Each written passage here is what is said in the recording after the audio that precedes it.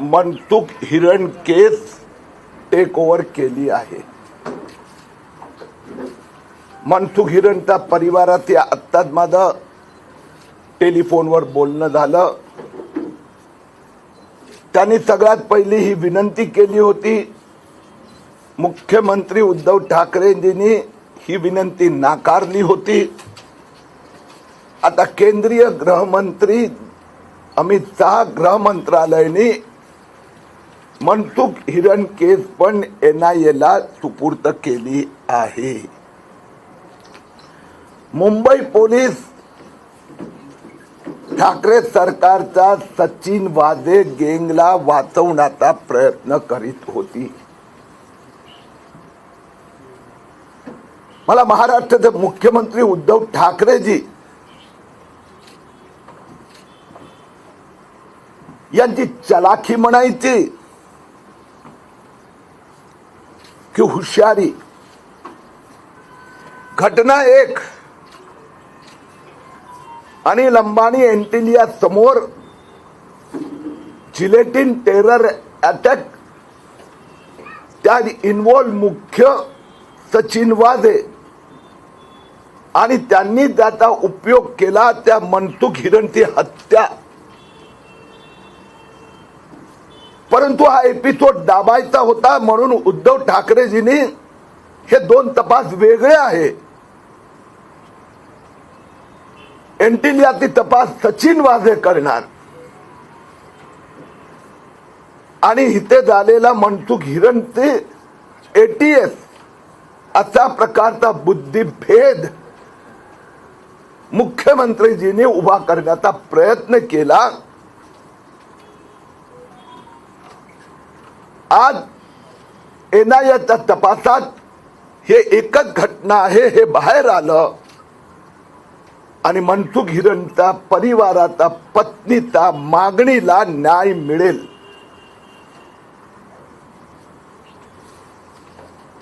आज माझी जी पत्रकार वार्ता आहे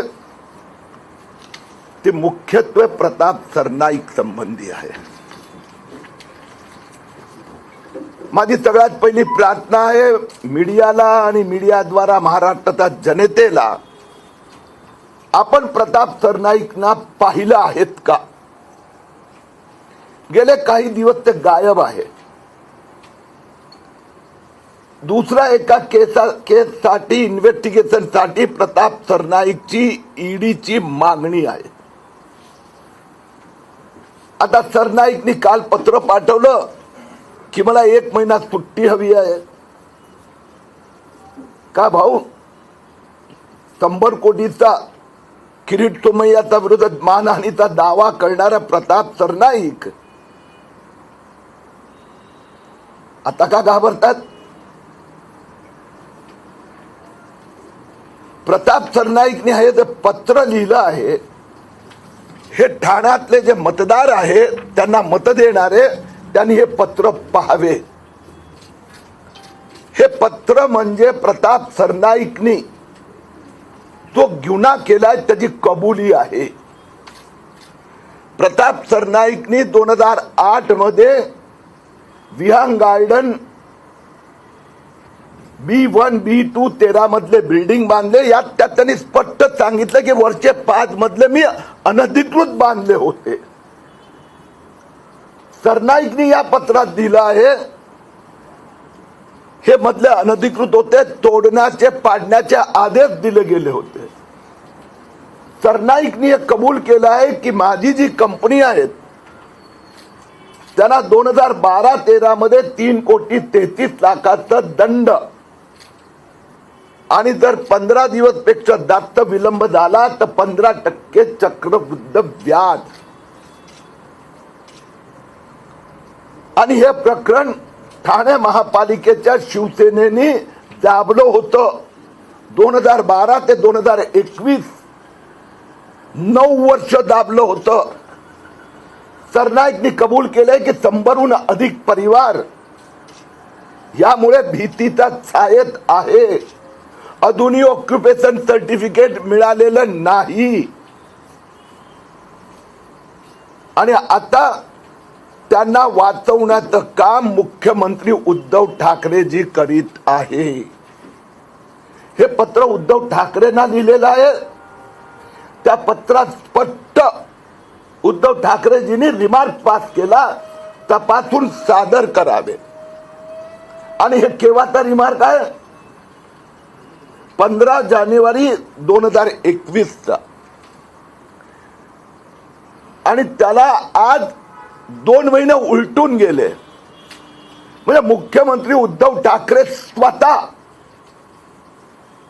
हे प्रकरण दाबण्याचं काम करीत आहे.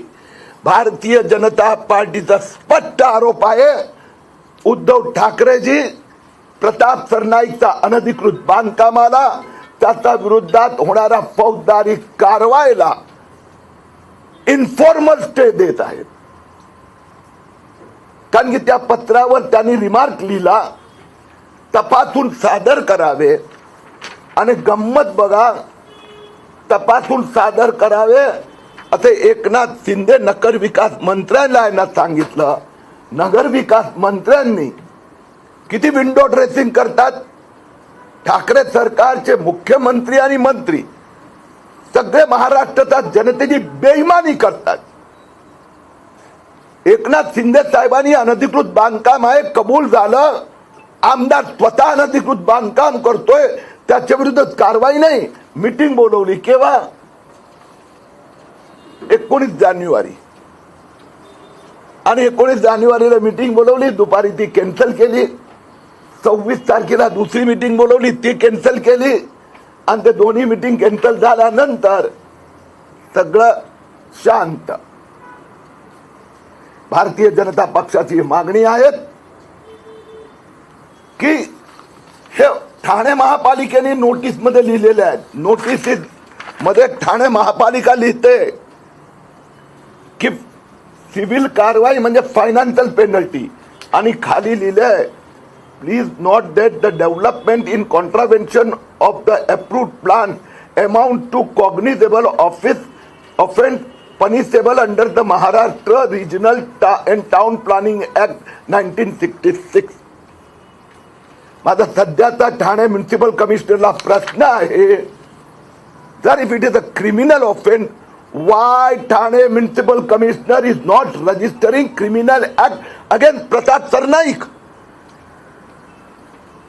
दूसरं,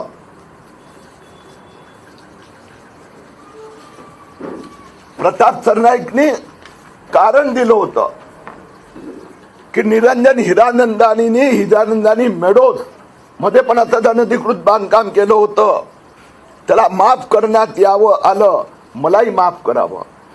हिरानंदानी मेडोजचं बांधकाम अनधिकृत आहे हे सिद्ध झालं आहे. ठाणे महापालिकेने 25 फेब्रुवारी 2021 रोजी, हे बांधकाम केव्हा तर 2010 फेब्रुवारी 2021 मध्ये ठाणे महापालिकेने हिरानंदानीला नोटीस दिली आहे, तुम्हाला ओसी नाकारलं, तुमचं अनधिकृत बांधकाम पाडावं. यात 26 कोटी रुपये फायनान्शियल पेनल्टी भरा, क्रिमिनल ऑफेन्सला सामोरे जा, किंवा पूर्ण एक बिल्डिंग कमर्शियल हिरानंदानीची अनधिकृत आहे ती बिल्डिंग पाडा. माझी ठाणे महापालिका आयुक्तांकडे मागणी आहे की त्यांनी ताबडतोब प्रताप सरनाईक आणि निरंजन हिरानंदानीच्या विरोधात फौजदारी कारवाई करावी, FIR फाईल करावी. गमतीदार गोष्ट कशी आहेत बघा. प्रताप सरनाईक पुढे लिहितात की काही तांत्रिक अडचणीमुळे आम्हाला ऑक्युपेशन सर्टिफिकेट माझा कंपनीला मिळालेलं नाही.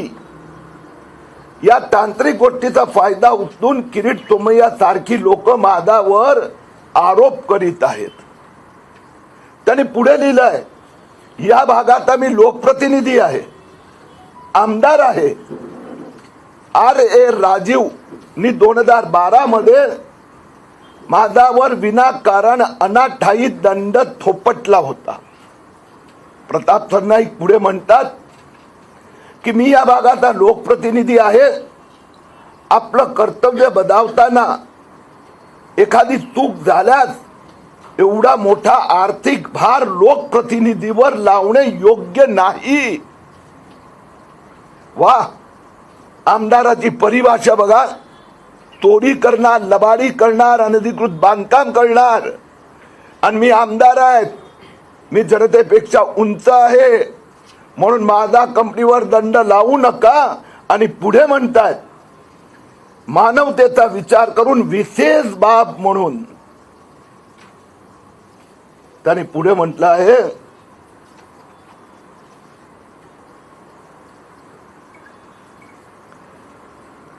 की मी सत्ताधारी पक्षाचा सदस्य आहे म्हणून विशेष बाब म्हणून पुढील आठवड्यात होणाऱ्या मंत्रिमंडळाच्या बैठकीत हा विषय मार्गी लावावा आणि माझा दंड माफ करावा ही विनंती.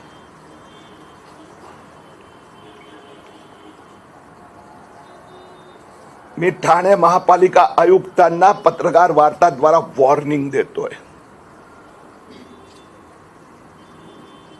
हे ठाणे महापालिका आयुक्त विपुल शर्मा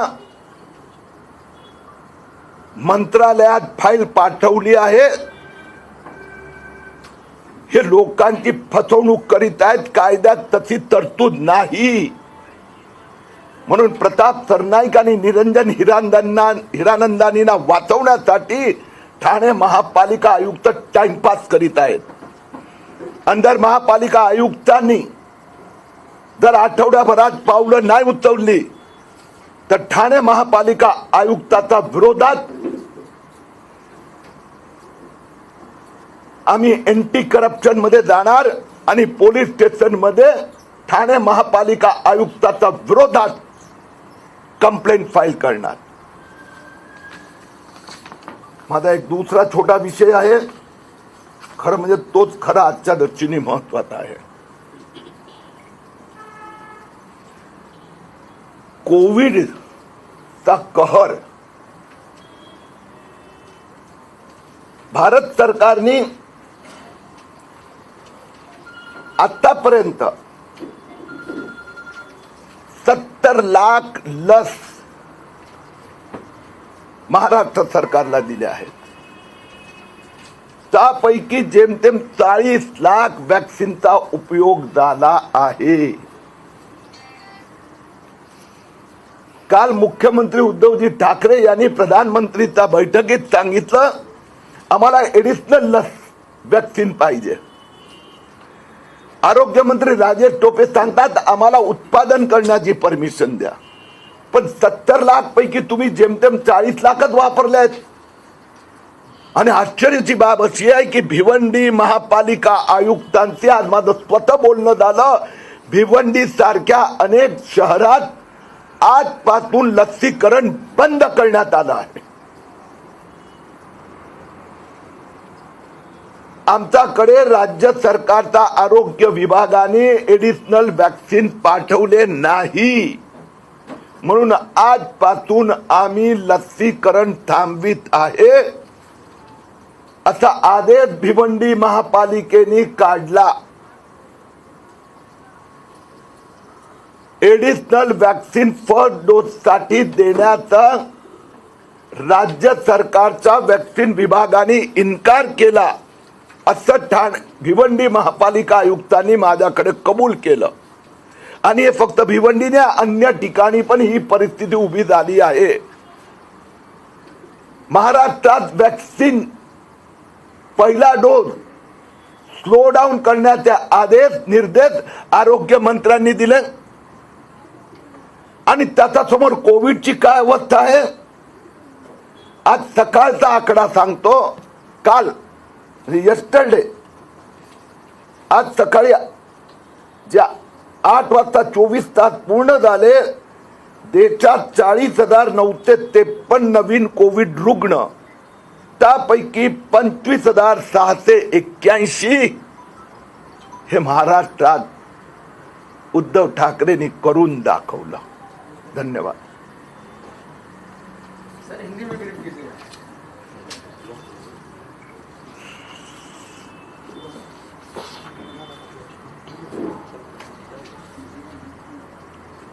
एनआईए ने मनसुख हिरण हत्याकांड मर्डर का केस अपने हाथ में ले लिया है। हम उसके लिए समाधान व्यक्त कर रहे हैं। मेरी अभी मनसुख हिरण परिवार से बात की, वो भी अब संतुष्ट है। अब एंटिलिया और मनसुख हिरण मर्डर दोनों एक ही केस है। उद्धव ठाकरे जी ने सचिन वाजे को बचाने के लिए ये दोनों केस अलग करने का, भ्रम पैदा करने का प्रयास किया था। वास्तव में एंटिलिया से प्रकरण शुरू हुआ और वहां पर मनसुख की हत्या तक पहुंचा।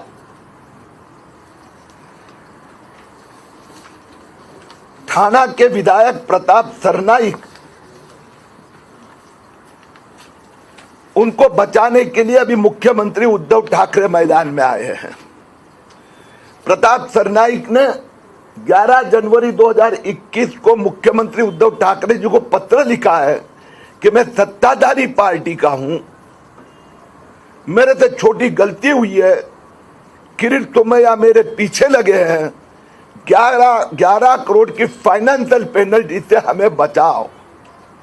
उन्होंने ये पत्र में स्वयं कबूल किया कि उन्होंने 2008 में विहांग गार्डन अनऑथोराइज 5-5 माले बनाए, अभी तक फाइनेंशियल पेनल्टी दी नहीं है। मेरी थाने महापालिका आयुक्त से मांग है कि प्रताप सरनाईक से 11 करोड़ वसूल किए जाए और उनके खिलाफ फौजदारी FIR दाखिल की जाए। इसी प्रकार से निरंजन हीरानंदानी मेडोस में अनऑथोराइज कंस्ट्रक्शन 2010 में किया, उनको 26 करोड़ रुपया जुर्माना भरना है, उनके पास से 26 करोड़ वसूल किए जाए और उनके खिलाफ भी क्रिमिनल कार्रवाई की जाए, ये हमारी मांग है। महाराष्ट्र में एक और कोविड की आग लगी है। आज सुबह 8 बजे जो 24 घंटे पूरे हुए, भारत में 40,953 नए कोविड पेशेंट, जिसमें से 25,681 महाराष्ट्र से है।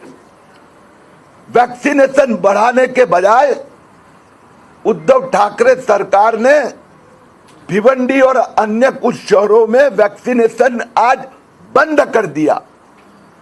भिवंडी के महापालिका आयुक्त से मेरी बात हुई, उन्होंने कहा हमें सप्लाई नहीं किया जा रहा है, इसलिए जो अभी कोई भी नए व्यक्ति को फर्स्ट डोज वैक्सीनेशन हम नहीं देंगे। भारत सरकार ने ठाकरे सरकार को कल तक 70 लाख वैक्सीन दिए, जिससे सिर्फ 40 लाख वैक्सीन का उपयोग हुआ है। ठाकरे सरकार कोविड और वैक्सीनेशन को गंभीरता से ले, ये प्रार्थना है।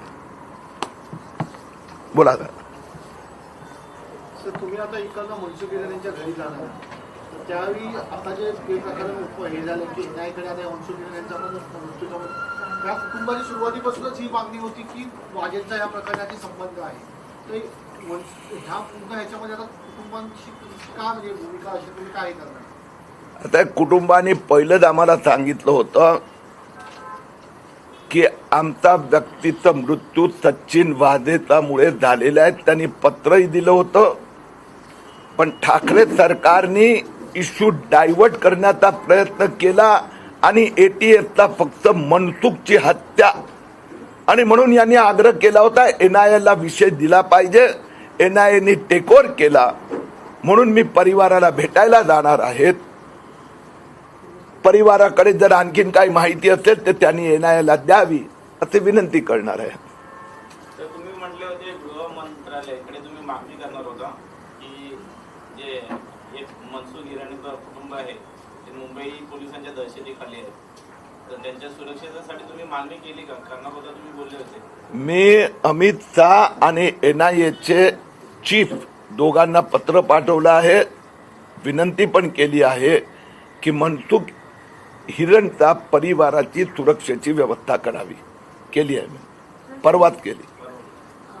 एकीकडे लस 70 लाख लस केंद्र सरकारने दिली, 40 लाख लोकांनी वापर केलाय. दुसरीकडे महाराष्ट्राच्या म्हणतात की आमच्यापर्यंत लस कमी आलेली आहे, केंद्राने अजून द्यावी म्हणून ते हाफकिनमध्ये लसचा प्रयोग करण्याचा आजपासून त्यांचा ट्रायल सेंटर सुरू आहे त्यामध्ये. तर कसं काय? आणि दुसरी गोष्ट की कालच्या महासभेमध्ये भाजपच्या 22 नगरसेवकांना बोलूनच दिलं नाही आणि एक प्रकारे तो त्यांच्यावर गुन्हा दाखल झाला, त्याचा हा सुरू आहे का? आणि यापुढे असं सुरुवात राजकारण खेळलं जाणार आहे? पहिली गोष्ट अशी आहे की उद्धव ठाकरे स्वतः भ्रम पैदा करत होते, म्हणून केंद्र सरकारने परवा हे आकडे रिलीज केले की तुमच्याकडे परवाचा जो आकडा होता तो 66,91,450 वॅक्सिन 18 मार्च पर्यंत देण्यात आले होते आणि वापरले होते 35,52,987. म्हणजे ठाकरे सरकार वॅक्सिन आल्या त्याचा उपयोग करत नाही आणि भ्रम पैदा करण्यासाठी आरोग्य मंत्री राजेश टोपे सांगतात आम्ही हाफकिनमध्ये नवीन प्रोडक्शन सुरू करू. उद्धव ठाकरे सांगायचे आणखीन वॅक्सिनचा कोटा वाढवा, 45 पर्यंत सगळ्यांना वॅक्सिनेशन करा, पण तुमच्याकडे आहे ते तुम्ही वापरत नाही आणि आता भिवंडीला तर बंदच केलं. दुसरी गोष्ट माझं हेच म्हणायचं आहे, ठाणे म्युन्सिपल कमिशनरला घटना केव्हा घडली?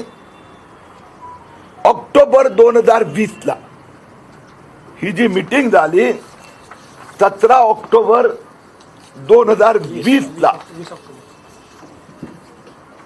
आणि FIR केव्हा फाईल केली? 20 मार्च. काल. ठाणे महापालिका आयुक्तांना उद्धव ठाकरेचे एजंट म्हणून काम करण्यासाठी नेमलं नाहीये. He is acting like Shiv Sena agent. का 6 महिने काय? 6 महिन्यानंतर का? याचा जबाब ठाणे महापालिका आयुक्तांना द्यावा लागणार आहे. तर कालच सचिन वाझे यांची बेल कॅन्सल केली, 30 तारखेला बेलवरती सुनावणी आहे. परंतु जसं परमवीर सिंग सारख्या मोठ्या IAS अधिकाऱ्यांचे त्यांच्या मागे हात आहेत, तुम्हाला काय वाटतं किती मोठं षडयंत्र असणार, किती मोठे अधिकारी यात फसले जाऊ शकतात? सगळ्यात पहिले आपले मित्र कपिलना आपण वाढदिवसाच्या शुभेच्छा देऊया. नंतर मला विश्वास आहे की येत्या काही दिवसात एका सिनियर पोलीस अधिकाऱ्यांना बोलवलं जाणार. परमवीर सिंग फुल फ्लेज जाणून बुजून इग्नोरंट होते,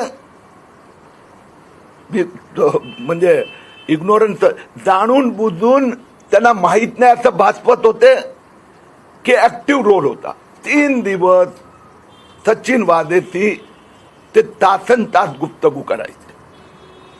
सचिन वाझेची अपॉइंटमेंट त्यांनी 5 जून 2020 केली, तडकाफडकी केली. तर यात परमवीर सिंगची पण विचारपूस होणार असं मला खात्रीपूर्वक वाटतं. पण विषय इथे थांबत नाही, कारण की सचिन वाझेसाठी उद्धव ठाकरे धडपडत होते आणि माझी जी माहिती आहे सध्या मुख्यमंत्र्यांचं हिज मास्टर व्हॉइस मिनिस्टर हे अनिल परब आहे. अनिल परबनी निरोप देण्याचं काम केलं आहे अशी माझी माहिती आहे. मुख्यमंत्री कार्यालयातर्फे निर्देश देण्याचं काम अनिल परब करीत आहे आणि त्यामुळे सचिन वाझे प्रकरणात शेवटी CMO पर्यंत तपास जाणार असा विश्वास आहे. दुसरीकडे सर 2.5 करोडच्या गाड्या त्यांच्याकडे मिळाल्या, 2 मर्सिडीज आहेत, एक स्कॉर्पिओ आहे, एक राईड आहे, 2.5 करोडच्या गाड्या. 16 वर्ष ते सस्पेंड होते, 16 वर्ष सस्पेंड 30-40 हजार पेमेंट असेल. अशा असताना 2.5 करोडच्या गाड्या आहेत, व्हॅली हाऊस रो हाऊस आहे त्यांचं, ह्याची काय इन्क्वायरी लावणार? पहिला ठाण्याच्या पत्रकारांना धन्यवाद देतो. सचिन वाझेचा कंपन्या, त्याचं घर, त्यांचा कार्यालय, ठाण्याच्या पत्रकारांनी विशेष पाठपुरावा केला. आता मी तुम्हाला यातली आणखीन एक गोष्ट सांगतो. मला हेच लोकांच्या समोर आणायचं होतं. सचिन वाझेचं उत्पन्न अप टू 28 नोव्हेंबर 2020, लक्षात ठेवा, 2019, 28 नोव्हेंबर 2019 पर्यंत सचिन वाझेचं उत्पन्न, त्याचं राहणीमान आणि 28 नोव्हेंबर 2019ला मुख्यमंत्री म्हणून उद्धव ठाकरेंची शपथविधी झाल्यानंतर special officer on special duty for Uddhav Thackeray Sachin वाझेचं राहणीमान आणि उत्पन्न. मी पण या सगळ्या ठिकाणी गेलो, त्यांच्या जवळच्या लोकांची पण बातचीत झाली. तर गेल्या 12 महिन्यात त्याचा उत्पन्न राहणीमान मध्ये प्रचंड वाढ झालेली आहे. या ज्या सगळ्या गाड्या आहेत, या अधिकांश गाड्या गेल्या 12 महिन्यातल्या आहेत. 5 स्टार हॉटेलमध्ये राहण्या आधी पण होत्या, पण आसमान जमिनीचं अंतर आहे. समजा पहिल्या 1-2 गाड्या असायच्या, आता डझन.